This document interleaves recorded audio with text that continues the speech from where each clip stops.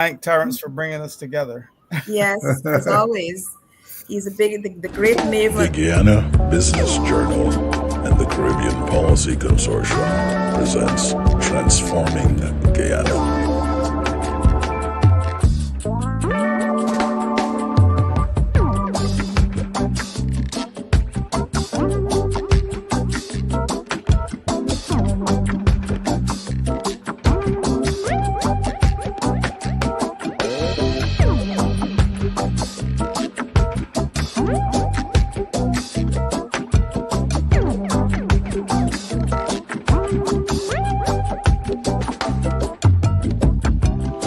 In each episode, Dr. Blackman and Dr. Lewis will tackle a different area of interest for transforming Guyana.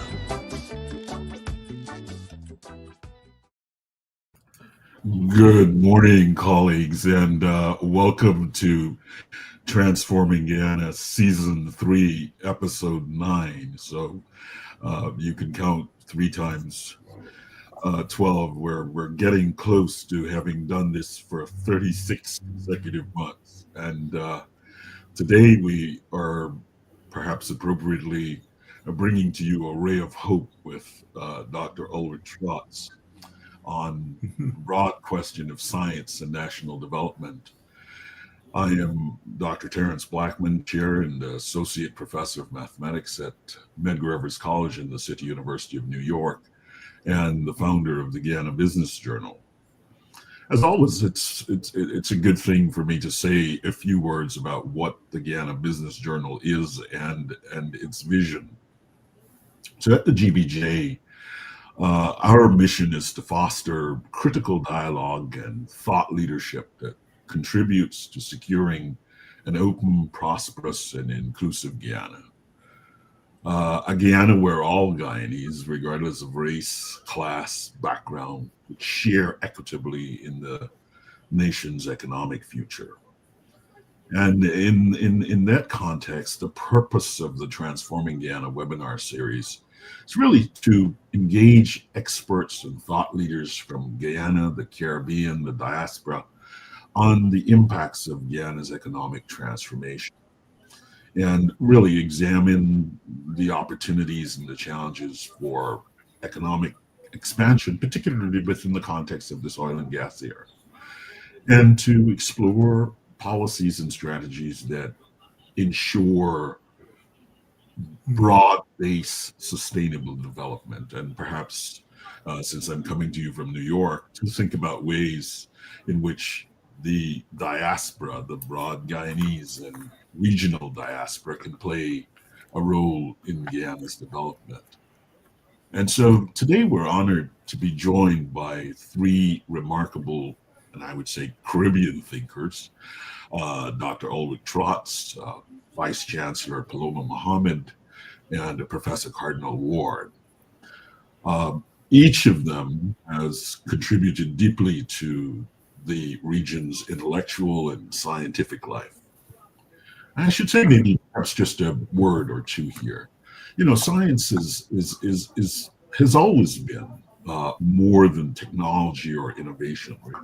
It's a way of thinking critically about the world and solving the problems that matter. And I argue, and many of us argue, that for Guyana and the wider Caribbean, science must be at the center of our national development efforts. It's sort of how we build resilience to climate change. It's how we ensure the food security. It's how we reform our education systems. It's how we harness our natural resources responsibly. And so, you know, today's conversation is in that vein, and it takes kind of inspiration from Dr. Trotz's recent book, A Ray of Hope, which, in a sense, I think it reminds us that scientific progress in our region really has to be tied to vision. It has to be tied to investment, and you know, in a newfangled way, it has to have a commitment to inclusive growth. And I think this conversation is really important today because, you know, of Guyana's emergence as an energy power and the deep challenges and also opportunities that, that come with it, and it makes this moment urgent. We have to act decisively to build research ecosystems, support scientific education, connect our local talent to global networks, including our diaspora, lest I forget. And I want us to begin this important conversation with Dr. Trotz, just reflecting on the book A Ray of Hope, perhaps giving us some sense of, as from his perspective, a kind of evolution of science and education in Guyana, and then perhaps closing with a vision for a broad scientific future, and then we'll come back, talk about, have Dr. Mohammed kind of give us a sense of where the University of Guyana fits into that, and then Professor Ward to kind of give us a kind of Caribbean and international perspective on some of the questions that have been raised. So again, I thank you for joining us, and without further ado, Dr. Trotz, the floor is yours. Thank you, Terence, and my colleagues on the panel. Thanks to GBJ for giving me the opportunity basically to speak about an issue that I have espoused and that I'm committed to. That is science and technology for development. And the book was inspired by, feeling over the years that S&T is not as sort of integrated into, throughout the Caribbean at this point in time. It seems as if there is not enough focus on the role that science and technology can play, helping us to meet the challenges of the day with development and other issues. I entered into the scientific arena at the ripe old age of 16 years old when I got a middle school scholarship to Queen's College. And that's when I started in science, because schools,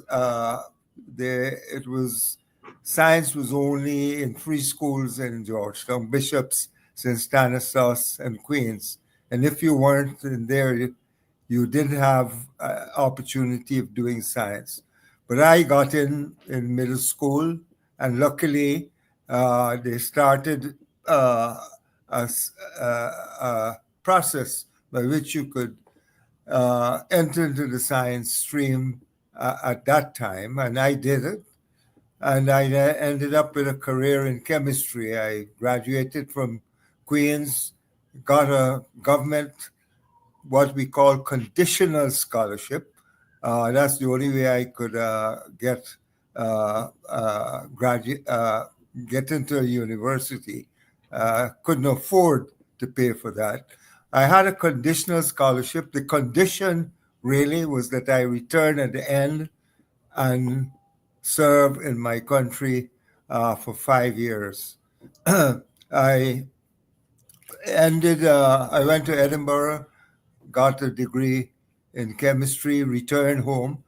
Just before I came back home, I was earmarked to join the staff of the government chemist department, the analyst department in Georgetown. But just before I finished my chemistry degree, I got a directive from the government to proceed to the Glasgow CID to do a crash course in handwriting, detection, and ballistics. I returned home in 1962, just when the riots were, when we had the big upset. And immediately I was thrown into the analyst department as head of the toxicology and forensic section, and with the responsibility of the country's handwriting and ballistics expert. So I was thrown in at the deep end. Luckily for me, we fast forward, the government, after about 18 months in the analyst, the government announced that they were going to start a local university.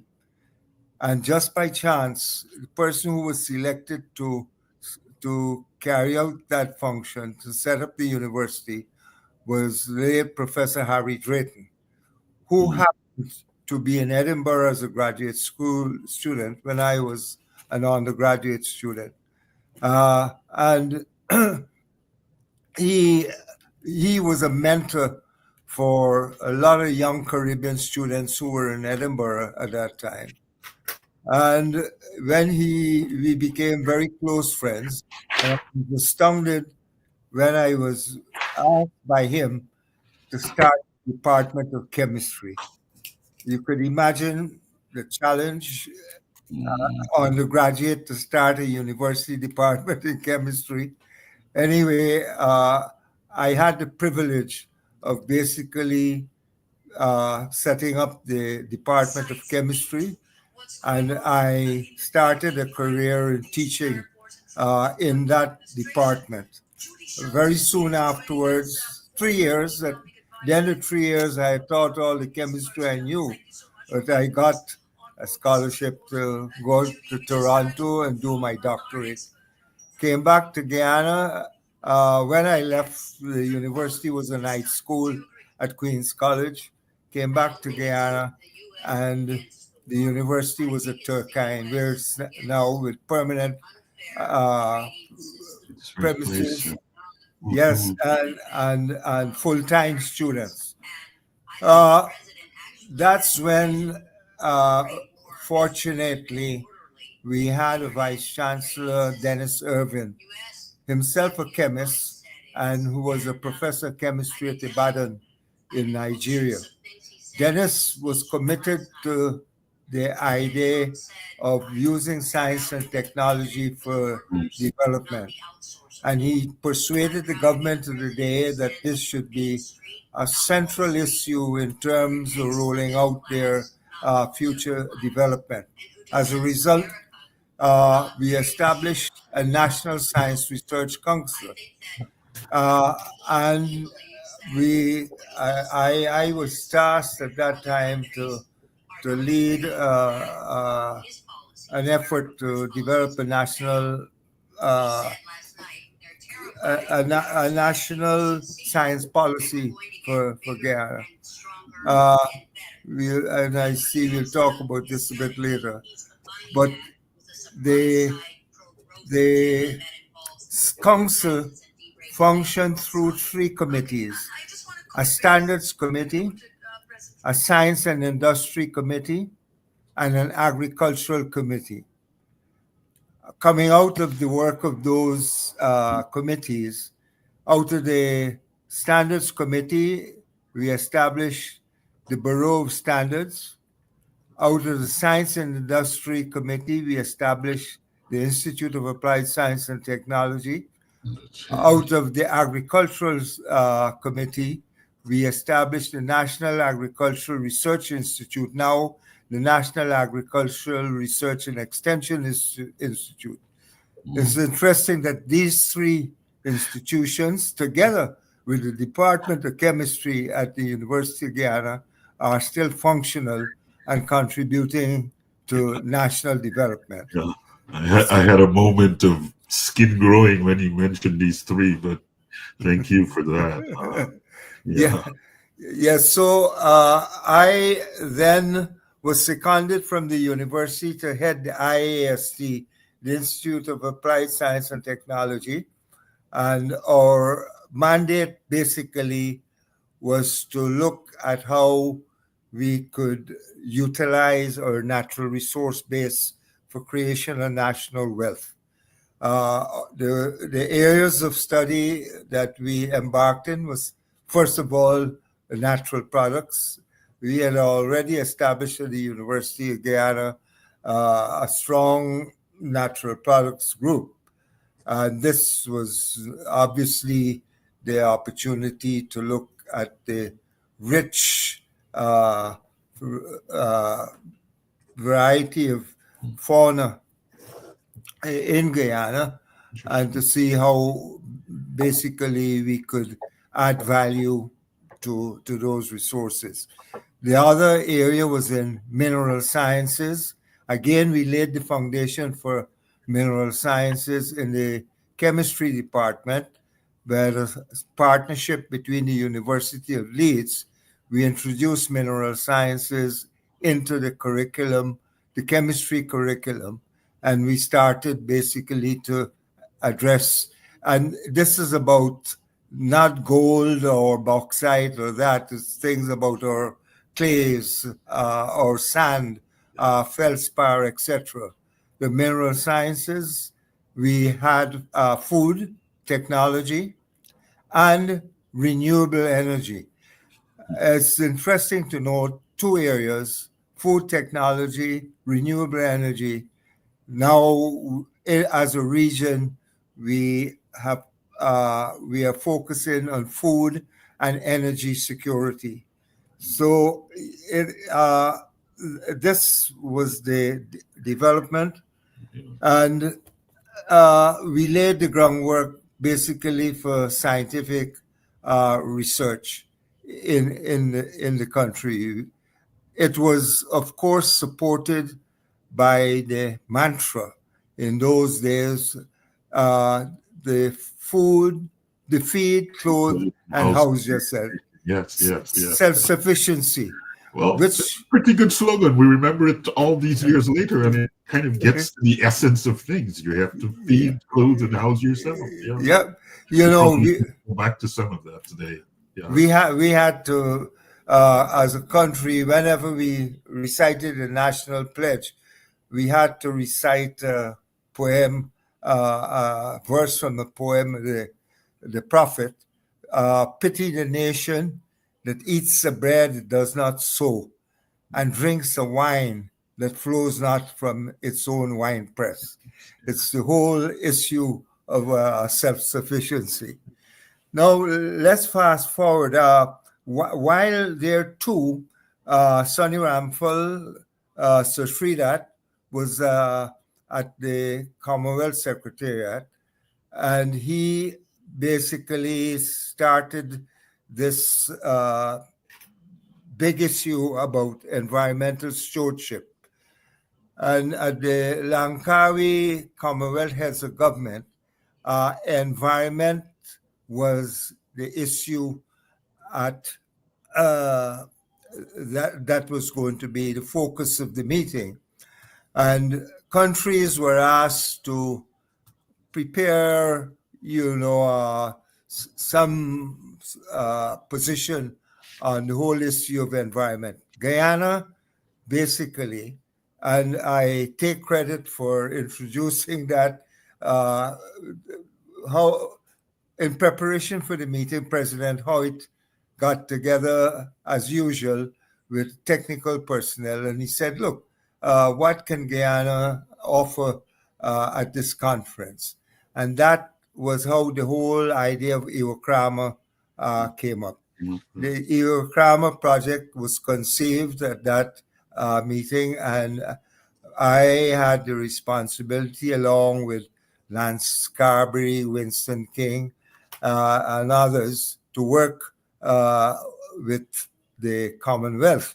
The offer was made that we will offer a stretch of our forests for the Commonwealth to look, to develop a project that will look at how one can utilize forest resources without destroying the forest. That's how Iwokrama started. And I left Guyana in 1991 and I was appointed as head of the Commonwealth Science Council at the Commonwealth Secretariat. Spent 6 years there. The book, basically, I don't speak about that experience. It goes in details with Guyana's chemistry department and the IAST. But what the book speaks about is my reflection of the Commonwealth and the tremendous capacity across Commonwealth countries, developing, least developing countries, and small island developing states. The science capacity that is there. Unfortunately, I spent 6 years at the Secretariat, left, and I left in 1997. 2004, unfortunately, the Science Council was closed. So the book really speaks to my reflections on how important the Commonwealth Science Council would have been today as we are looking at building the capacity and the science to deal with the biggest challenge we face, which is climate change. And I was able to do that because when I left the Secretariat, I came back in 1997 to the region to start our work on climate change. And during the next 23, 24 years, I was in the climate change arena. We established a climate change center in Belize. And what we had, our biggest challenge in which we have achieved is to build the science information, the base on which one can make decisions about how we respond to climate change. We had to define, first of all, what sort of climate we would expect. And now as a region, we have developed the capacity to produce the scientific information that would inform decision making for climate change. The book ends, and this is where the Ray of Hope title comes in speaking to the excellent initiative that my colleague on this panel, Professor Cardinal Whale, with the Caribbean Science Foundation, introducing the STEM program into the Caribbean. And it's so important that our young people are equipped with the skills and the knowledge to help the Caribbean to compete into the emerging high-tech global market. Guyana, under a member of the diaspora, Karen Abrams, now has a STEM program. And the STEM program has taken root in the Caribbean. This is our future. And if we are going to compete in the global economy, then we have to have the manpower. So the book basically is a reflection. And one thing, in the olden days, all of our countries had science policies.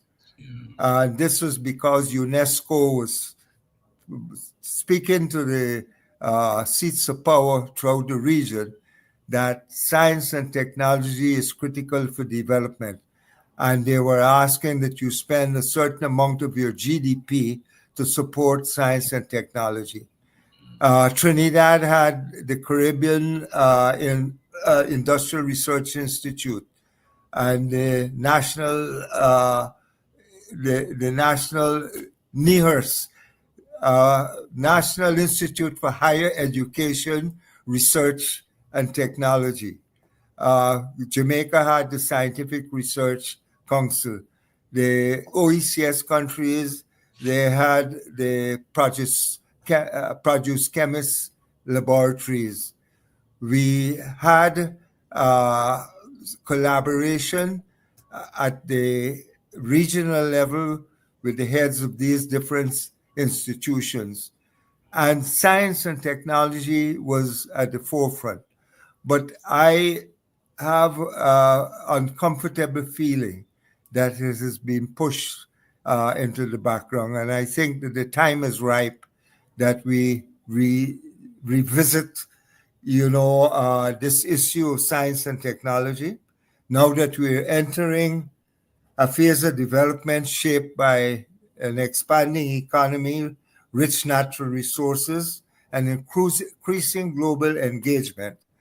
S&T and innovation, I think, are key enablers of sustainable development and offer transformative potential to enhance our productivity, improve our livelihoods, safeguard the environment, and strengthen governance. And I think Guyana needs to build the scientific capacity, promote innovation, and integrate science, technology, and innovation into national development planning.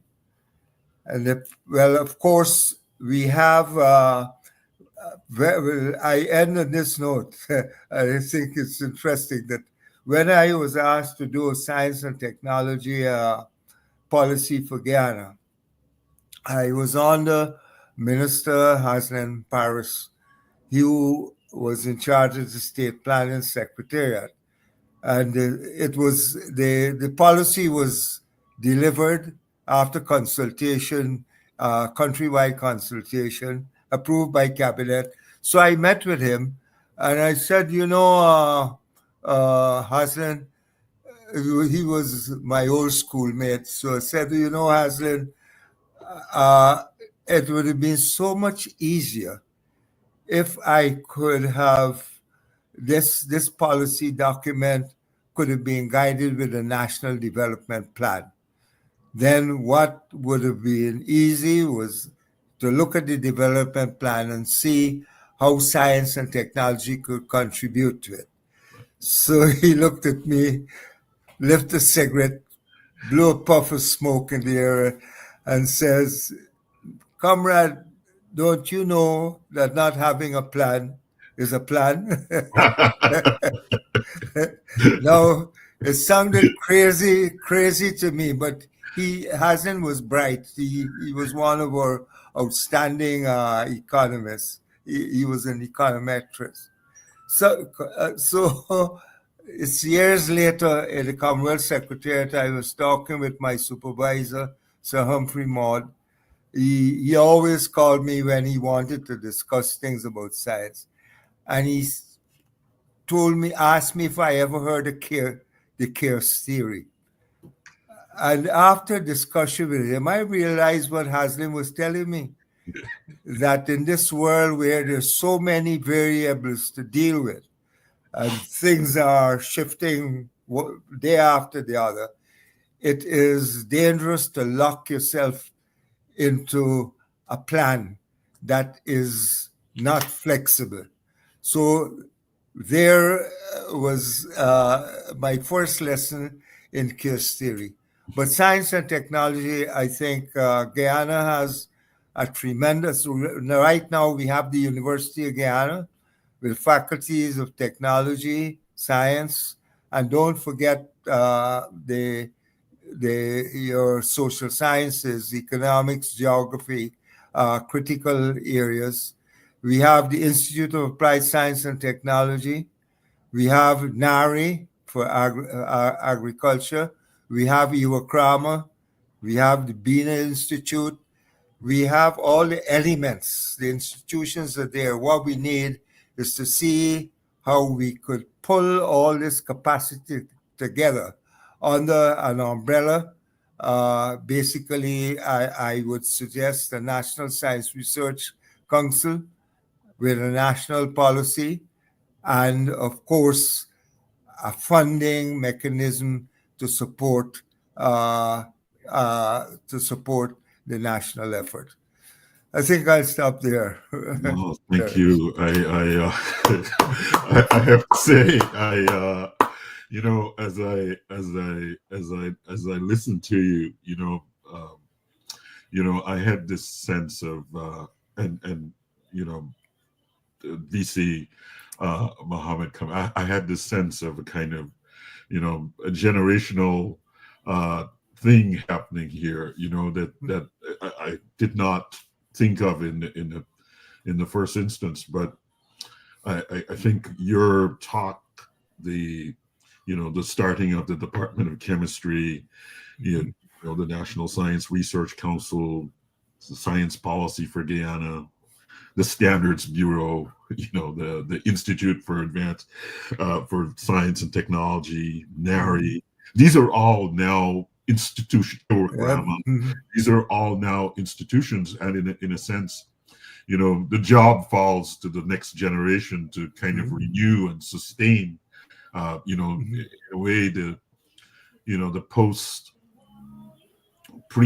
independence generation set the thing up, and now it falls to the people to sort of say, okay, these are the elements that we've built, or at least we've started, and now how do we cohere these elements into something that is catalytic and really sort of moves this forward. And I couldn't think of a better person to follow this, from someone who started to now someone who is running the who is in service to the University of Guyana at this moment, Professor Paloma Mohamed Martin. And perhaps I should take a moment of personal privilege to say that Dr. Mohamed Martin was a member of my class at Queen's College, and we fondly call ourselves the 79ers.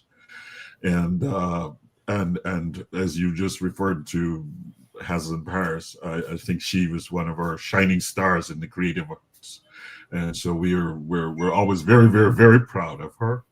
And I welcome her to kind of speak to this topic that you've kind of laid upon us, the university, and how the university sort of shapes itself in the context that has been outlined by Dr. Trotz. Thank you very much. Forgive me if I refer to him as Amiga. That's what we call him in high school. This is Amiga, still my name. math genius. And we have another link, because I don't know if you remember that Alyssa was head girl when we were in fourth and fifth form. Yeah. She was our head prefect. Professor Trotz, it's just such an honor to listen to you, and I could have listened. I'm sure we could listen to you all day, with regard to this history, and especially the history of the university. For those who don't know it, Professor Trotz is a legend on the campus and very beloved by most of the people here in the science department, chemistry department, physics. There are very few things that happen on the campus in that department or in the field of science that where his name is not invoked, and something that he would have said or some one of his contributions that he would have made. And so I am delighted to be on the program, and of course with Professor Cardinal as well. So where do we begin in this conversation? So I think the first thing I want to say this morning is that I absolutely agree with everything that Professor has said. And indeed, it is a moment in the countries and regions, and I think the world's history, with everything that's happening on an hourly basis now globally, that we should reflect, and not only reflect, act very agentively on this question of how we use what we have in the best interest of our people and maybe the people of the planet. One of the things that we have been discussing in the university very recently and up to yesterday in the academic board was really how do we make ourselves more resilient against the particular shocks that are in the system right now, in terms of science and technology, and in particular in terms of the internet and AI and those kinds of things, because a lot of our systems now run on programs and applications that are hosted outside of the country. And when we think of things like tariffs, etc., we do not think that they can actually affect our ability to function and they can affect things like where your server is and how much you have to pay for the servers and those kinds of things. So that's a conversation that's happening right now within the university in terms of how we are running our back end, how are we able to deliver, etc. But to the point, some of the points. One of the things that people say about the university, which is a fallacy, is that we don't have enough science programs. Well, 5 of our faculties are, in fact, science, right? So we have the Faculty of Engineering and Technology, we have the Faculty of Natural Sciences, where the chemistry department that Professor Trotz was talking about lives. We have the Faculty of Agriculture and Forestry, which is science-based. We have the School for Earth and Environmental Sciences, which was number 5 in the world, ranked a couple of years ago. And of course, Professor Trotz has not elaborated on this, but out of that school and running that school are people that he would have influenced. One of them, Mark Bino, is, I think, at 5Cs right now. And Professor Paulette Bino, a major climate negotiator for Guyana and Caribbean, helping to found that center. We have the College of Medical Sciences that has gotten quite a bit of play in the country. But one of the things that we also have at the university, which is a pride and joy, but again, another, I guess, well-kept secret, is the Center for Biodiversity. And that is what we call the Ark of the country. This is the repository of all species, all fossils and species in the country for flora and fauna. And what they have just begun to do is to map the genome. We just got some labs about a year ago from ExxonMobil GGI Foundation. They're mapping the genome of all those species. And one of the things that has just emerged, because we had to send our stuff out the country for decades, we're now able to do that work, is that in the last expedition that there was about 6 months ago, they were able to find, I think, about 23 species that are unknown to the world in the waters, fish, including fish, insects, large mammals, and so on. So that work is this is in Iraqama.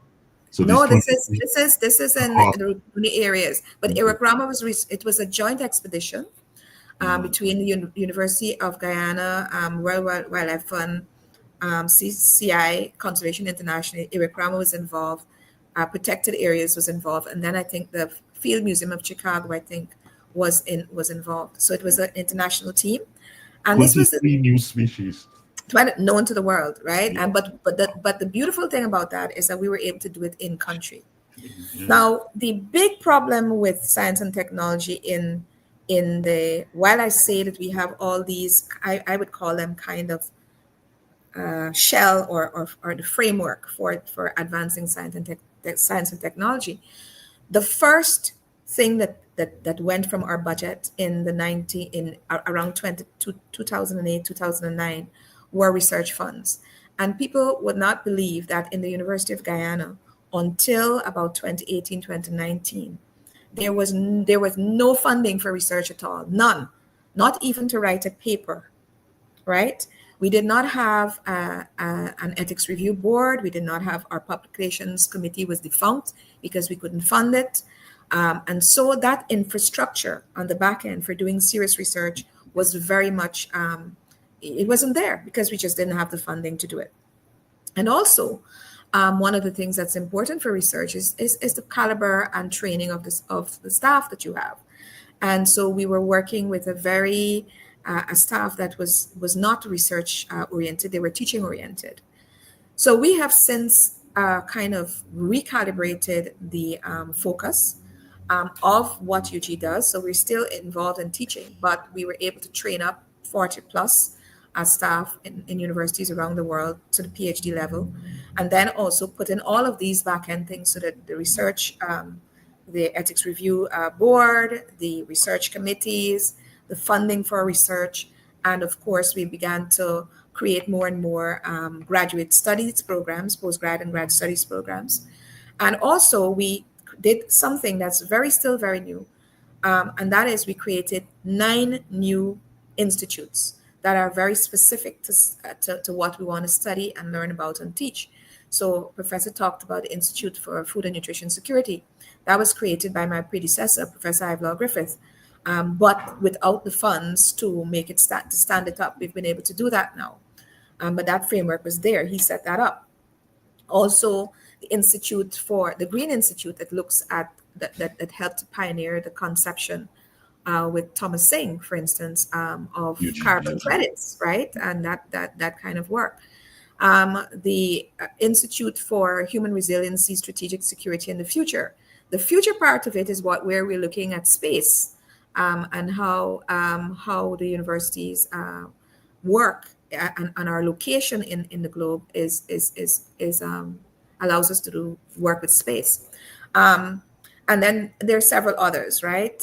But those are the key ones. And then we have the Institute for, and this is the one that I think Professor Trotz would be most happy with, Institute, the one we call UGIRE, it's a long name, Institute for Innovation, Research, and Entrepreneurship, which Professor Patsy Francis, who just retired for the third time, she set it up. But that is the institute that takes the research of the university's staff and students and tries to scale it up, pilot it, or to patent. And they have a website, I'll post all those things in a second, where they have an exhibition every year of about 40 to 60 different innovations. And the exhibition is up in the university. You can visit if you want to. We arrange it to do that.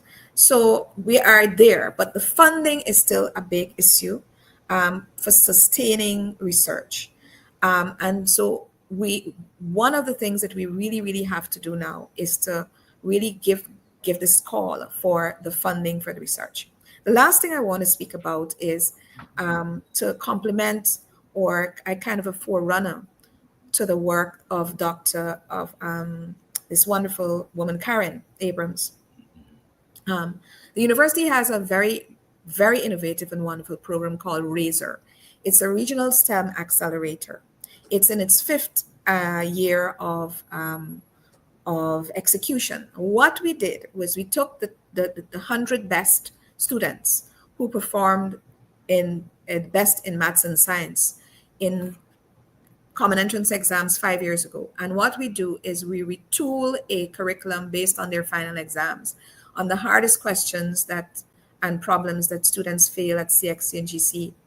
And we bring them every year, the same 100 students every year to the university for 5 years. The idea is to accelerate them into college if they can, a year ahead of their colleagues.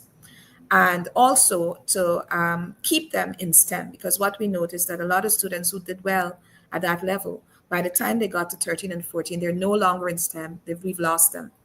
And this program is so remarkable. I could talk all day about it, but one of the outcomes, we also do a lot of research around how to teach STEM, how to create and sustain critical thinking, etc., etc.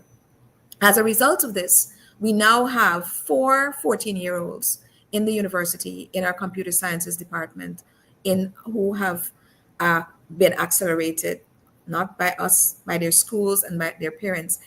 That's an experiment. Now, that has been a controversy as to why, if a 14-year-old could handle being in school, but we have geniuses among us as well in the Caribbean, right? And we focus a lot on students who have other vulnerabilities, but not on the ones who really have these talents. So we have that in the university. We can talk about that, as well as other things. And I was talking about the school just now, that the early childhood school, in which also does some of this work. So the last thing I want to say is the call for a stream for technology, starting from the nursery school. We have to be able to nurture these talents and these interests in young people very early and take it through the pipeline in a systematic, institutional, and intentional way, right? Very, very important for us to do. So that's enough from me, because I really like to hear from you. Actually, you ended on a perfect word. You wanted a stream for technology, and I have to say I was a bit. I was kind of there. I had a hidden motive in hoping that you and Professor Cardinal Ward would be together and have what I hope will be a long conversation. As you just mentioned, technology for our listeners. Professor Cardinal Ward is a faculty member at the Massachusetts Institute of Technology. And he is known for global acclaim for in areas of optical physics. That's kind of a nice way to compact that. And I wanted to say, just on a personal note of introduction, we met when I served as the MLK fellow at MIT in the mathematics department. And I can say without hesitation that MIT is the best university in the world. You just mentioned the business of UG-IRE. I mean, I think there's the MIT office that takes things from ideas to implementation. Professor Ward can talk about it. So I also want to have this. So I cheated a little by having both of you here and having you aligned in this way, because the thing I really want is for UG to form some kind of strong alliance with the Massachusetts Institute of Technology. I think that there is no doubt in my mind that if you're going to compete globally, you need to compete at that level. And in order to compete at that level, we have to have people at that level who are interacting with us and our students on a daily basis to get the real sense. So let me also just share just one personal note, not that I just take this moment to say. So in my time at MIT, one of my mentors was Dr. Wesley Harris, who was part of the Aero-Astro department. And Wes Harris sat me down one day and he said, Terrence, if I want you to think very seriously about, how the future unfolds. And he says, well, if you want to be in a place like this, you need to have 3 dissertation projects for 3 dissertation students at minimum going at the same time. And I thought about that and I said, well, I could probably do 1.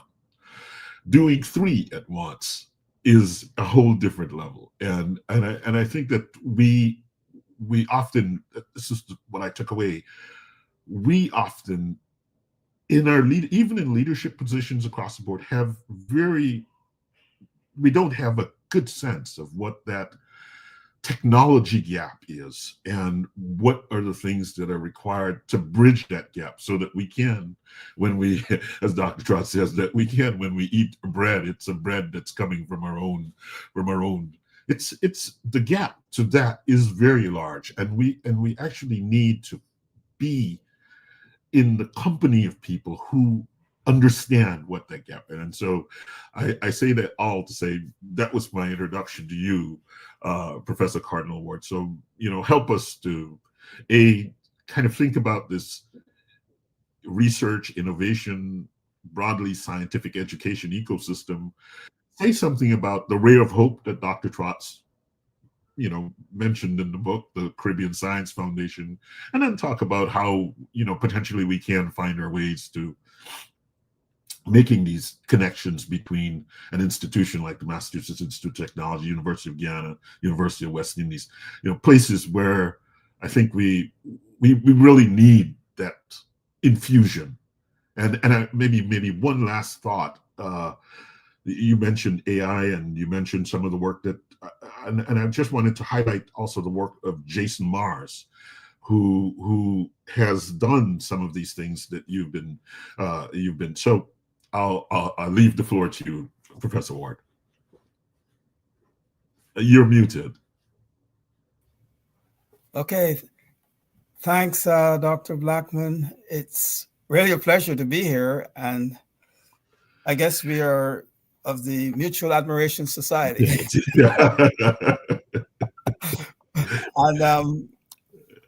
And so when you call me, how can I say no?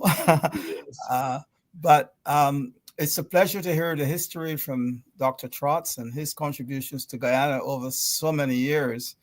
I think that there are people like you, Dr. Trotz, who have laid the foundation for science and technology, science and engineering, however you want to say it, in not just in Guyana, but in the region.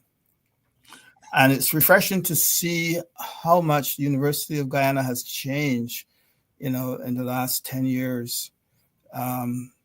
I remember when Ivelaw was there and his contributions, and you mentioned him, Professor Mohammed Martin, and your contributions on top of his. And it's so refreshing to hear what's going on at University of Guyana. I wish I could visit sometime and see for myself how this have occurred.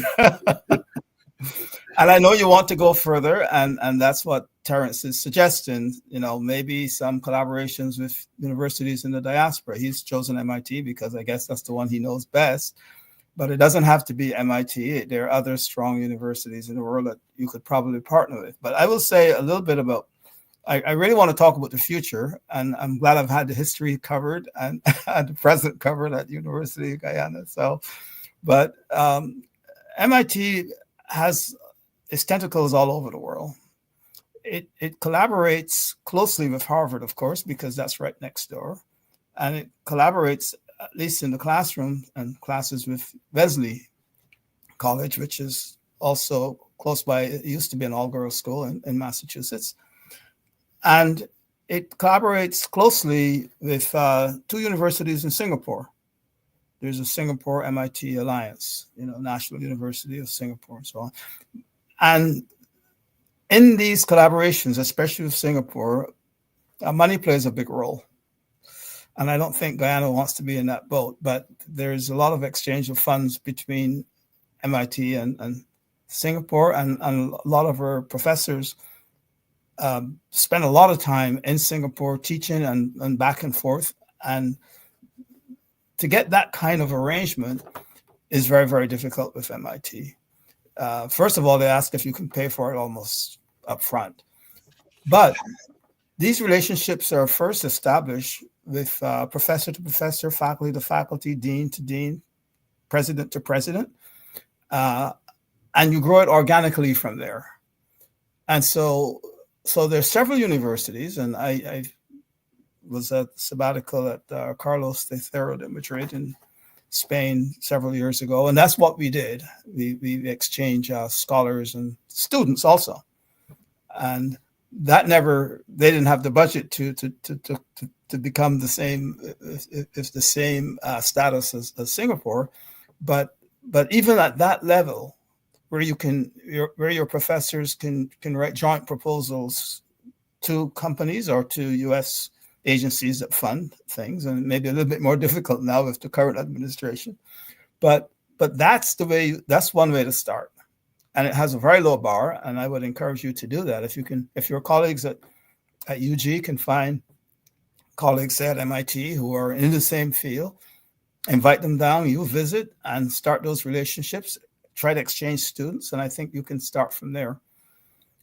It's still going to be expensive because, as you know, and you've alluded to this, you had almost no money for research earlier. Now you have some, and you're building up. But the labs are really very, very important, especially if you're talking about STEM. And these pieces of equipment are not inexpensive at all. And you need as many of your labs and all the disciplines to be up to speed where the students can actually go in there, and in addition to the theory, which I'm sure you do a good job of teaching in the classroom, the students can go into the lab and complement the theory with the hands-on work. I don't like the situation where students just go to the labs and play with things. That's good for high school and to get people interested. But the foundations in each discipline are important, and it should all be based on critical, logical, analytical thinking. You have to reinforce that over and over again. And the labs are often used to complement the theory, and it gives a chance to students also to show their innovativeness by doing projects in those same labs. And basically, that's what we do at MIT. There's no magic bullet. It's pretty straightforward. But I wanted to talk about the future because I think we covered the past really well in terms of the history. We've covered what's going on at UG, and I'm so pleased to hear all of the achievements thus far. And I know you want to go further, and you will, because the will is there. And Dr. Trotz talked a lot about the future as well, even though he covered the past eloquently. Where should Guyana go from here? That's really what I'm interested in talking about today. I published a paper, well, it's published in UV Journal of Education, I believe, back in 2019. And it talks about a blueprint that Caribbean countries could follow for economic development. And it's all STEM based. This is using harnessing STEM for economic development. And that paper, I reprinted it on the Caribbean Science Foundation website. So if you go to caribbeanscience.org and you click on news and publications, then under publications, it's at the top of the list. And that document is still very relevant today. It talks about how STEM education can be harnessed to reform economies. And I think Guyana is at the point where, unlike most other Caribbean countries, I believe it now has the wherewithal to pick up a document like that and use it to complement whatever the economic development plan is for Guyana. I'm sure Guyana has an economic development plan. So I'm not saying abandon yours and take the one I have written, but there might be elements in there that might resonate. And of course, the financial situation in Guyana is improving, at least at the government level. And with that largesse, I think you're in a prime opportunity for Guyana to make leaps and bounds even further beyond what the other Caribbean countries can do. One of the things that's in that document is the concept of a shared regional research center. This would be, I first wrote the document actually for the government of Barbados because the Ministry of Labor there had some EU money and they wanted to figure out, I guess the EU project was to talk about how STEM could be used to develop the economies of Barbados. And then I expanded it for the Caribbean in this paper. But the center that I proposed was very modest. It was basically starting to say a 5-story building, although the bricks and mortar are not the most important thing. But on the ground floor, you have all kinds of shops, machine shops. When I'm at UV Cave Hill, I can't find a machine shop where students can go in and cut metal, make parts, and so on. And that, of course, Barbados doesn't have a faculty of engineering, but that's still no excuse. And that's really important for people. And there are some people today, some students who still use their hands to make things. It's not all touching keyboards, stuff like that. All right. They should be fab labs where not just for students, but also for the young entrepreneurs who are trying to do startups. They often need to build prototypes. This would be a shared center actually for the region, not just for Guyana. It'd be the University of Guyana should play a key role in it, of course, but it would have modern equipment, for biotech. It would have, and when you read the paper, you'll see it talks about computing facilities, and maybe a supercomputer. If you want to get into AI, which you just mentioned, those supercomputers draw a lot of power, unfortunately. But I don't know that power is a big, you've got big rivers and so on, so you can harness the power and you've got lots of oil. But today you have to be clever, and it may be cheaper to use the cloud than to put in a supercomputer. So you have to modernize my paper if you read it, okay? Electronics and chip making. You can make chips in Guyana if you so desire. But you needed some sort of a fabrication facility that allows the students and the young entrepreneurs to go in there and be able to make prototypes. You're not going to be making chips to compete with Taiwan and TSMC and all those big companies, or even with the US. But the idea of having something novel in your head that you want to realize in hardware, this facility will allow our people to do this. So it'd be a shared research center. The idea has been knocking around in my head for a while. I finally put it on paper, and you hear it's, actually the first report of this was actually in 2016, not 2019, when that paper was published, and nothing has happened to this center.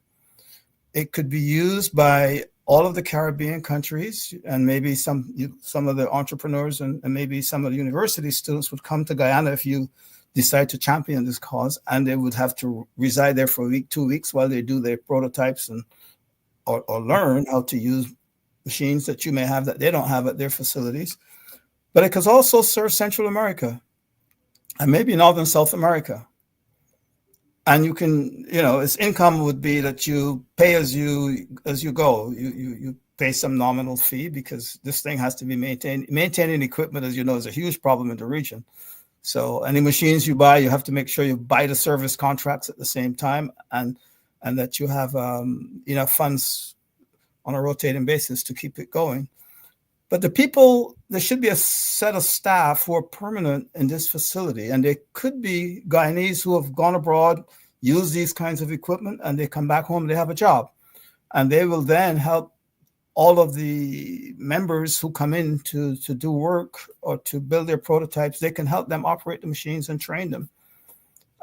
Of course, we would like to have hopefully not just Guyanese, but people from other Caribbean countries and maybe even foreigners come in who have the expertise, who can train your people at the center. And you can invite the University of Guyana, of course, now can invite people from all over the world who are taking sabbaticals as university professors to come in. And a lot of times, if you're going to go on a sabbatical, you want to go to a place where you can enhance your research. And if University of Guyana doesn't have the equipment there, maybe I'll go to France instead of Guyana. But if such a center exists, you don't have to have it physically on your facility, although this agency could be on your facility. People would come. So it'd be a magnet we'll do lots of things, but it's expensive. I envision that, $100,000 would be the minimum to get this thing off the ground so that it can be functional. But anyway, whoever's listening to me, if you have a chance, read a paper at CaribbeanScience.org under news and publications, and then click on publications, and it's the first article there. I've added it to the chat. Okay, so let's talk a little. That's part of the future, and I couldn't help but mention that because after hearing where University of Guyana is and what it wants to do, and with Guyana being at the position where it is right now, much better position than the other countries to grab something, an idea like this, and just run with it. So what are we doing about the future? The Caribbean Science Foundation, I represent the Caribbean Science Foundation. It was actually formed in Trinidad back in 2010 when Patrick Manning was the Prime Minister. And it came out of the Caribbean Diaspora for Science, Technology, and Innovation, which is a bunch of us from the diaspora who are looking at the Caribbean and want to give back, want to help. We couldn't figure out how to do it. We had meetings. Professor Harold Ramkissoon from Trinidad got us all together. And out of that came the Caribbean Diaspora for Science, Technology, and Innovation. When Harold called me, he says, come to Trinidad, we need to talk. And no one has stepped forward to help with this organization. And I said, okay, I'll lead it. And then the question is, what should it do?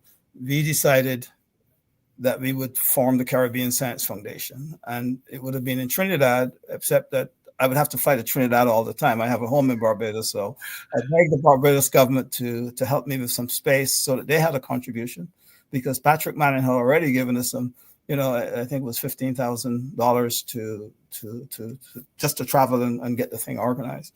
So anyway, it exists. And what it does, it tries to do exactly what Dr. Trotz talked about. It tries to get our young people who have any interest in science and engineering, or if they don't have, we try to make them have an interest because they may have a God-given talent, but they don't know it. We try to get them to go as far as they can education-wise. And so we have now 4 programs going on. And lots of Guyanese students have taken part in all 4 programs. The first program is called SPICE, Student Program for Innovation in Science and Engineering. We take the brightest 16, 17-year-olds in the region from Belize all the way down to Guyana in the south, and we bring them for Barbados for 5 weeks. It's intensive. They get very little sleep, but we have 2 levels of calculus, 2 levels of physics. We've got biochemistry, we got robotics, we've got electronics, and we have as well entrepreneurship. And these students, it's very difficult to get in the program. Only about 1/3 of the people who apply get in. And we tell people, if you're interested in doing medicine, this is probably not the right program for you. So there's some self-selection that goes on. And that program has been going on since 2012. And 245 students have gone through that program. And about 30 of them have gone to MIT. There have been several at Harvard and Princeton and Columbia, UPenn, and so on. And a large number of them have gone to Trinidad, to UV as well, okay? Because not all of our students are going to get into the U.S. universities. It's very expensive. So we spend a lot of time with them trying to get financial aid after they get into university. And most of those that have gone to MIT, Harvard, Princeton, UPenn and Columbia have gotten large amounts of financial aid. We have admissions officers from those schools actually talk to our students and give them some tips. But anyway, SPICE is one of the programs. And we tell the SPICE students, if you go abroad, you have to give back, because we're not doing this, to help the developed countries. You've got to give back to the region. You don't have to give back right away, but you have to give back eventually. And most of them promise to do that in their application form. And now some of them are talking about starting companies, and these would be high-tech companies. And I think Guyana is a fertile place to attract some of them and help build up the ecosystem there, for technologies. Because the question is, how do you do it, right? And this is one way. We also have the Caribbean computer coding workshops, which generally we're running every Saturday mornings during the school year, but in 2025, we're running them in the summer. And there are 3 workshops that run in parallel. One of them is in website development, and that's very popular. The next one is in Python, because what we found when we started is that, CXC was testing students on Pascal. And we kept saying, well, why not a modern language? And we said, okay, we're going to be offering Python, because the answer was the teachers weren't trained in Python. So therefore, we can't have it in the classroom. So we started workshops in Python, hoping a lot of teachers would join us on Saturday mornings.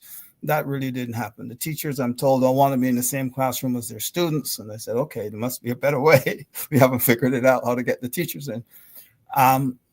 And now the third topic that we're offering is machine learning and AI. This is the first time we're doing this, because the region is talking about AI. Everyone is talking about it. We're using it, but who develops it? Why can't we be part of the development and pushing the envelope on the breakthroughs that are happening in AI and machine learning? So these are introductory courses, and they'll be offered this summer. And you can go to our website. Everything we do is under projects, caribbeanscience.org/projects. You'll see all the projects there. You'll see the Caribbean computer coding workshops. You'll see SPICE. You will also see the Barbados Junior Robotics Camp, which we're running this summer. That's open to all Caribbean entities, even though it says Barbados. That's only because most of the funding comes from Barbados. But if you're CARICOM national or you can apply, but you have to find a place to live in Barbados and food to eat. And students from St. Vincent and St. Lucia have come over to our workshops. We have 4 levels of robotics there, because when we started that, Barbados had very little going on in robotics. And that was back in 2015, okay? But now there are 4 levels, and at the top level, students have to build their own robots.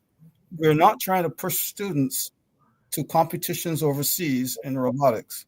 We are really working with the fundamentals, and just let's get it right at home first before we spend a lot of money and send people to Europe and all kinds of places.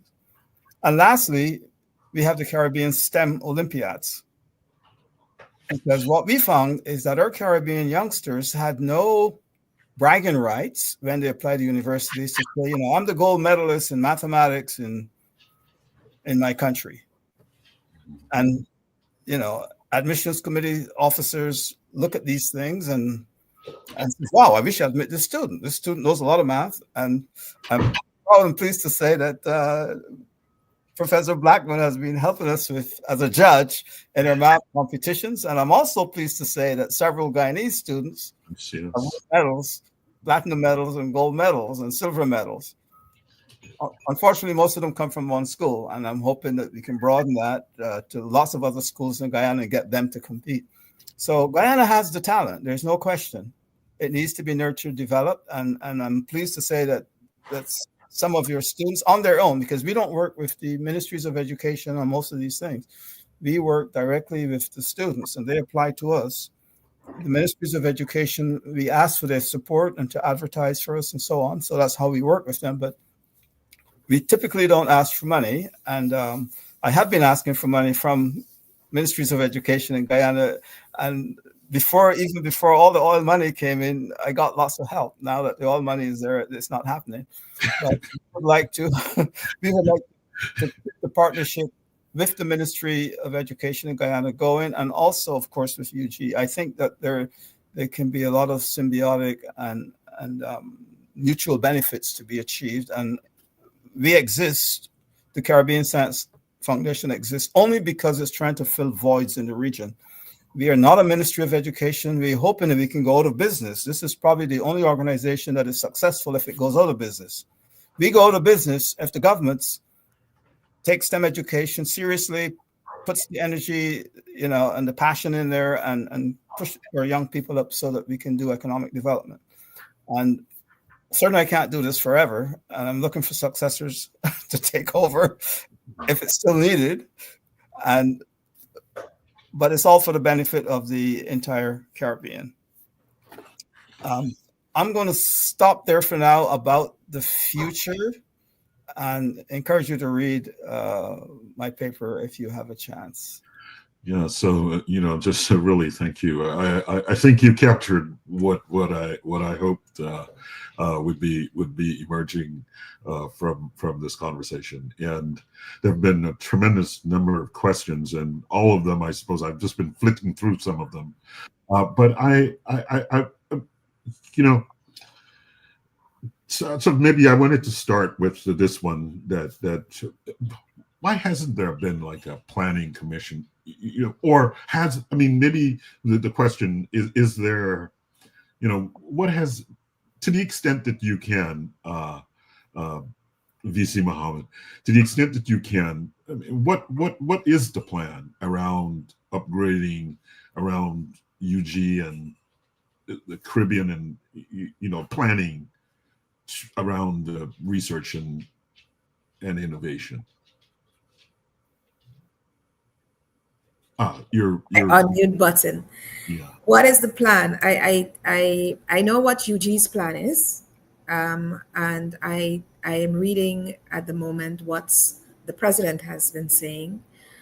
For instance, a couple of days ago, he talked about IAST, and yesterday I think it was reported in the press about his plans for IAST, which is on UG's campus. But UG had a blueprint that it created in between 2017 and 2018 out of a long process of consultations and a review of documents and projections for what the country and region would need. And we did, out of our 4 aspirational goals, 2 were based on science. The first one was 1 graduate per household, which at least everybody knows about. The second one was to be a center for excellence for research and innovation in 9 specific areas that we felt we had a niche and some expertise in. And the second one was to be a center for excellence for solving the challenging problems of the country and the region. And so a lot of the work that has taken place within the university between 2019 and now has been about focusing on those 2 in particular as our research objectives. And that involves developing staff, succession planning with good students, resourcing the physical plant. Much of these resources have come up to this from external sources, from donors, And I think the person spoke about the oil revenues that are there. And so many of our labs, the labs that I have indicated, I think 6 labs in the last 4 years or 5 years have come from Greater Guyana Initiative Funds, CNOC, Exxon, and Hess. World Bank just gave us a big building with labs for medicine, etc. But the work of the country, I think, in terms of that National Science Commission or the National Science Foundation, that work, that committee is being put back together again. I understand because there's somebody from the university who has been asked to sit on the committee. I think recently there was a consultation with the Prime Minister's office as well on the future of science and technology for the country. And if you were to read the paper, the president in himself is speaks a lot about science and technology and how Guyana needs to be driven by science and technology. We are just about to have a new council at the University of Guyana. In about 2 weeks or so, or 3 weeks, they might sit, depending on availability. And the kind of direction that the university has to take from now on, I think, will largely be determined by their directives coming from their various constituents. It's a 32-member council, and they have constituents from all over the country, right? We also have members. So the council is sort of like the board. Yes, it's the governing board. The governing board. Okay. Yes. And so that you're having an entirely new council now? Yes, entirely, absolutely new council. That's a whole other story, but yes. I don't want to go down the rabbit, but how do people get put onto the council? There is a nominations. There's a our council. The composition of our council is directed by the University of Guyana Act that names these specific constituents, and they're asked to nominate constituents to the Minister of Education, and then the minister appoints them. They're gazetted. The gazette came out last week, and then they're on the council. I was just about to nominate Dr. Trotz and Dr. Ward for members of the council. Yes. Can I do that? Can they be members of the council? The chancellor has nominees. I think 1 or 2 nominees that they can decide who else they want. So it's a possibility that they can do it. And we also have, we can invite persons to participate who are ex officio as well, if that's the case, right? But in terms of a wider comprehensive policy, I don't want to be responsible and say that there is none. But we don't know of any at the moment that brings in everything. I think that work is being done right now because all of those entities that Professor Trotz would have indicated, NARI is still going very strong. Guyana School of Agriculture is going strong. IAST, it's been shaky, but that's being resuscitated. The university's infrastructure. The person was asking specifically about infrastructure. And that is a big thing for the University of Guyana. In order for us to do a lot of the work that's now intellectually possible because of the upgrading of staff, etc., those labs have to be there. We do have a machines lab. We do have several labs. They're not in one place, Professor Cardinal, but we do have some of them. I think that what we need now, and not that I think, we know we've been discussing this, are top of the line professionals who have been in these places in the world, who know how to accelerate and move these. And for that, we have a program of distinguished professors and professors of practice and paid chairs, again funded from external to the university's fund, funded by GGI and others. So we do identify persons, for instance, Professor Leonard Agaro, you might know him, an innovator, big innovator, is now at UG. He's been here for 2 years. This is his 3rd year, doing work around food science, food security, and innovation, right? So these are some of the things we're doing, but the infrastructure is something that is coming. I know the last time I met with the president, which was last year, November on UG, he did request the Minister of Finance, the Minister of Education, who else was in the room? Somebody else was in the room, to put together a task force to come onto the campus and look at the infrastructure so that we could have a very good sense of what was absolutely needed. And so that has to still happen. Um, and I think that's planned for another next week, the week before the council is likely to meet, so that we have something. So we're getting there, but it has to be much faster, I believe, than it is happening, because you don't just put a building up. It takes time to get done. So you need these things to converge.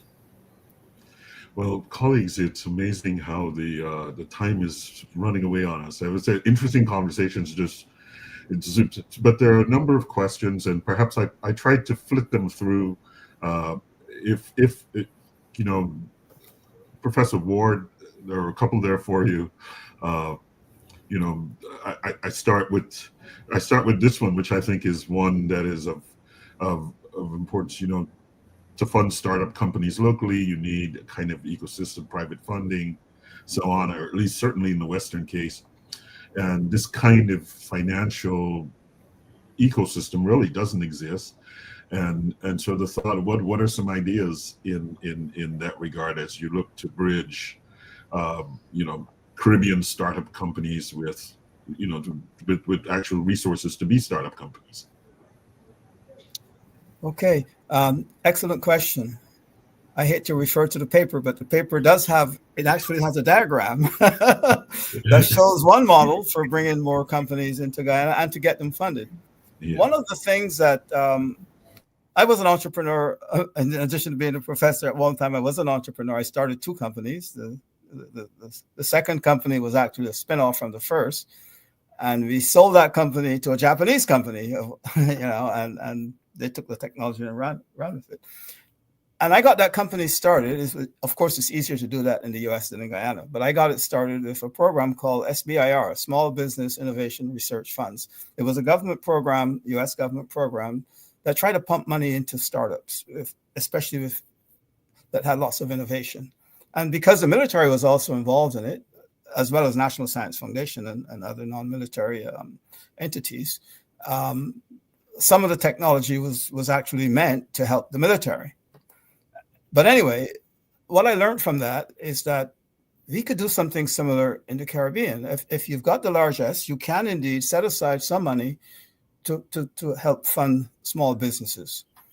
And in the paper, it talks about a modified version of the US SBIR program for the Caribbean. And basically what you do is you have a review committee that accepts proposals. We give each proposal that gets funded on a competitive basis. Maybe I'm going to use US dollars because that seems to be the common currency. Maybe you give them $50,000 if you have it $100,000. Maybe you only do 10 the first year, but you pick the best 10. And you give them maybe a year or so to do a feasibility study and see what they come up with.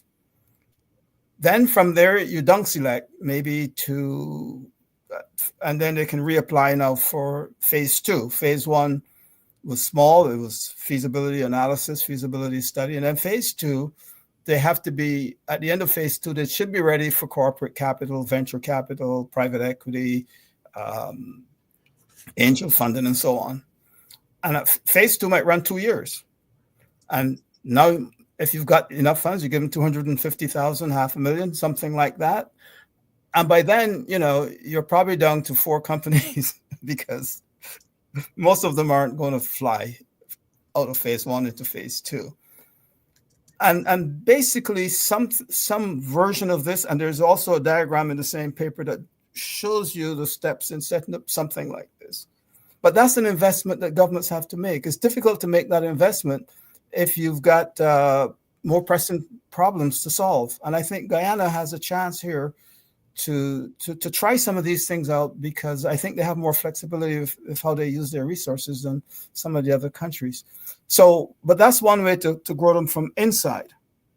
What we are also suggesting, by working with the diaspora, you can invite, and I'm sure you do this right now, companies in the developed world to come and have a footprint in Guyana. especially technology companies. I know in Barbados, a lot of financial services companies have come in and set up shop, but they're not generating any jobs in STEM. I mean, they hire some people, which is good, and they do serve a purpose. They bring in some foreign exchange. But invite companies to set up shop in Guyana. And the University of Guyana is pivotal because they need talent. They need expertise in science and engineering. And sometimes it's your people from Guyana who've gone abroad that can help facilitate that process. But you have to advertise that you're open for business. Please come to Guyana, bring your company here, give them all the tax breaks that are sensible. Can't give them the whole thing. And show them that you have the expertise that they can set up shop. And what happens is what would happen in Silicon Valley. They would hire some local Guyanese. They will train them up. And some of those people from Guyana that came into those companies would say, my God, they're not listening to me. I have a better idea to make a better product. I would like to leave and start my own business. And this engine that I just talked about with the Small Business Innovation Program, I think I call it SBIRD in the paper. That engine is one of the places that is one of the vehicles that they can use to get started. And the hope is that they will start their business and will hire more Guyanese. And at some point, the same thing happens to them. The people they hire leave them and go off and start their own businesses. Are you hearing me? I'm blank on the screen. No. I can hear you. I can hear you fine. We can hear you, but you are frozen. Your image is frozen. Yes, but we can hear you. But anyway, you can hear me. My voice is more important than my face. But anyway, but hopefully they will go off and start companies, and then their employees will leave them and start companies also. But this exponential growth of companies in a place like Guyana is possible, but it's got to be planned. It is expensive to get it started. And the goal would be that, in 20 years, because you have to think long term, Guyana will be replete with technology companies of all kinds. And maybe you're selling products that are globally competitive outside. Yeah. And you get your return on your investment, but you're not going to get your return on investment in 5 years. So if the leaders think it's going to be an easy win, no, it's not. It'll be a time, but you will get your return on your investment. I promise you, if you make those investments, know that you can. Yeah, and I if I might, Terence, I would like to say, because we did see, for instance, and I don't have a brief for the president's office, so just let me say, but based on the reports yesterday in the newspaper, day before yesterday, where he was visiting Silicon Valley, he did announce Silica City 2 in Guyana, with a specific intention of having this connection with international companies in science and technology and Guyanese companies. And so that conversation is a conversation that has begun at that level, and we are kind of tangentially notified that we need to work on this going forward. Right. So I think many of those ideas are very much in play at the moment. And it's a grand vision, really, a long-term one as well. So I think, Professor, you're spot on. And maybe I don't know. Terence, could I have a minute? No, you get the final word. I was just thinking, Okay. I wanted, so let me tell you what I wanted. I wanted to kind of have Paloma bring the final word, in praise of your legacy. So if you will indulge me, I will give you first your word, and then I want to ask Paloma to close on our behalf. Very, very quickly, smart partnerships, and your suggestion about linking with between MIT, UG, that's the way to go. We must just remember, though, that it's not only having the funds, but we have an attraction with a couple of unique features of Guyana. And the first one is with our biodiversity. The Guyana Shield is a unique global ecosystem, and it would attract attention. So we have that as part of our bargaining chip. And it's interesting that and the VC just mentioned Silica City. This is one of my interests, silica. Our silica is about over 99% pure as it stands. And work that we did at the Institute, it has been looked at and declared that is good starting material for the manufacture of optical fibers. It's also good starting material for the production of pure silica for the photovoltaic industry. Our rice husk, basically we had used rice husk for fuel to power the rice mills. Now the residue from that use is something called rice husk ash. Rice husk ash, we did work again, and the University of Guyana, they published the paper. The rice husk ash is pozzolanic, and you can use it to extend the uses with cement, 30%, up to 30%. So that is the significance. But recently, the most astounding feature of rice husk ash is that it's the purest form of silica available. And it's now being used to provide the pure silica again for the photovoltaic industry. So here are opportunities with the silica, with our biodiversity. And I would like to recommend very strongly that you read Professor Cardinal Wade's paper, Creating a STEM-Based Economic Pillar for the Caribbean, a Blueprint. I think it's a must read for us, because that's the way forward. Thank you. It's just turned out much better than I anticipated. I knew it would be good, but it's turned out much better. And I wanted to ask. Time has expired on us. I wanted to ask Professor VC Pulama Muhammad Martin to say a few words on behalf of us to you, Dr. Trotz, and to close us out in today's program. VC Muhammad, you're muted. Thank you. It's my honor to do that. I've just pasted the university's research and innovation page, so you can check for all those papers. But Professor Trotz, it's our honor. You are a legend. You're beloved by the university. We and the region in many regards. Many people that we know of who have turned out to be really excellent scientists who have done work to change the world speak about you from high school. Professor Suresh Narayan, as you know, from high school, he talks about how you mentored him as a young man at QC, a poor person. He's gone on to do amazing things. Of course, Vidya Rupchan, who was part of a big push for ending measles, and of course in the COVID vaccine, one of the COVID vaccines. Last week we saw Joylan de Freitas, who is one of the major world leading physicists in England. All of them speak about you. And of course, the ones who are here at UG, Dr. Fox, Ketwaru, all of these people.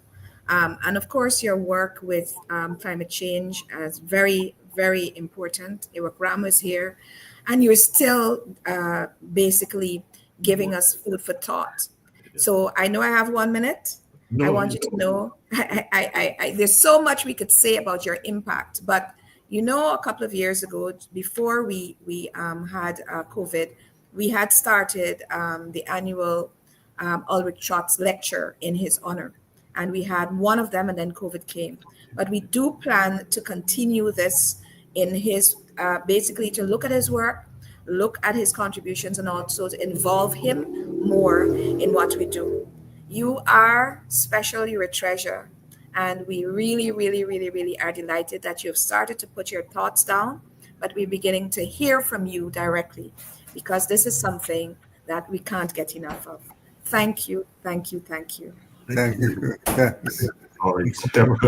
And on that note, I have to run too. So you guys have a wonderful afternoon, and we'll catch up. And I'll try to make some précis of our conversation. Thank you. Thank you. Much love, everybody. Thank Bye-bye. you. Stay Bye. in the Have a world. wonderful afternoon. To be continued. Bye-bye. Bye.